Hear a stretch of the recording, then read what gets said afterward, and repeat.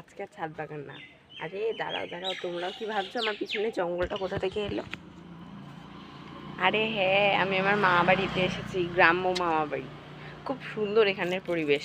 এই জঙ্গলটা প্রায় 10-12 বিঘা জমি নিয়ে করা। এই জঙ্গলটা পেরোলেই তোমাদের পড়বে হচ্ছে চূর্ণী নদী। কি সুন্দর না পরিবেশটা। তার সাথে রয়েছে, আমি আমার মামা বাড়ির ছাদে এসেছি।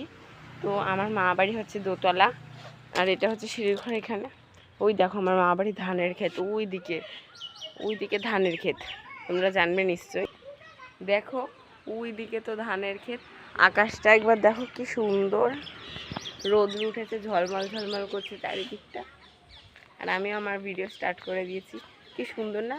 এখানে পিছনে যেসব তালের গাছগুলো দেখতে পাচ্ছ পিছন দিয়ে, ওই যে একটা তালের গাছ, ওই দিকে তালের গাছ, ওখান থেকে আমরা তাল নিই, ওটা তালবন নামে পরিচিত।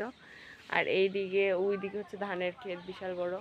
এই কয়েকটা গাছপালা রয়েছে, এরপরেই ধানের ক্ষেত। আমার মা বাড়ি বিশাল বড়, দেখো। এই পুরো বাড়ি, সবকটা বাড়ি নিয়ে আমার একটা মামা বাড়ি। আমার দাদুরা 5 ভাই, তো ওই 5 ভাইয়ের 5টা ঘর। তো কি বড় দেখেছো? এখানে উঠান। এটা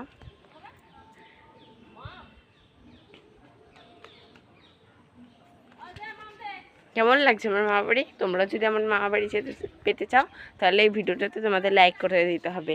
তাই 10,000 লাইক হলেই আমার যথেষ্ট।